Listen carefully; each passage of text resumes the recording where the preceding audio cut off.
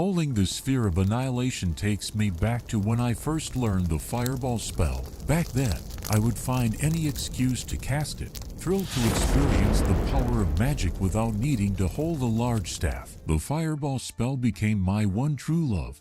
Anyway, the first week I learned the spell, a smoking hot arcane trickster visited my home. She wanted to learn the charm person spell. I couldn't understand why someone so attractive would need such magic, so I decided to show her a real spell. Of course, not going outside before casting fireball was not the best idea. She didn't have a chance to respond before I started chanting. I was so engrossed in the spell that I didn't notice when she disappeared. Not that it would have stopped me, even though I aimed for the fireplace. I outdid myself that time, and the flames got a little out of control. To my surprise, an old paladin rushed into my home.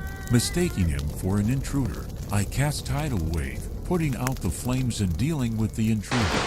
Grateful to be alive, I couldn't resist doing a little dance to celebrate. It was as if Otto's sphere of dancing had been cast. After that, I realized the old paladin had rushed in to help me put out the fire, and I felt bad about injuring him. Still, I couldn't believe he refused to lay his hands on me when I asked for aid. Instead, he laid his hands on himself. Even weeks after the arcane trickster left, I still felt the itching and burning sensations of that experience. Unfortunately, someone witnessed what happened, and overnight, the tale spread like wildfire in the tavern. It was unstoppable. The story spread as quickly as bards could sing. It rippled outward, spreading the news of what happened. Soon, I was famous. Songs of what transpired crossed the ocean. It was like an armada invading other lands. The story was an unstoppable army marching into every nation from the Arctic tundra to the tropical islands. The songs were even sung in far-off capitals. I wouldn't be surprised if they made it to the abyss. Even songs about dragon slayers weren't as popular as me setting an old paladin on fire and then asking him to lay his hands on me. Everywhere I went,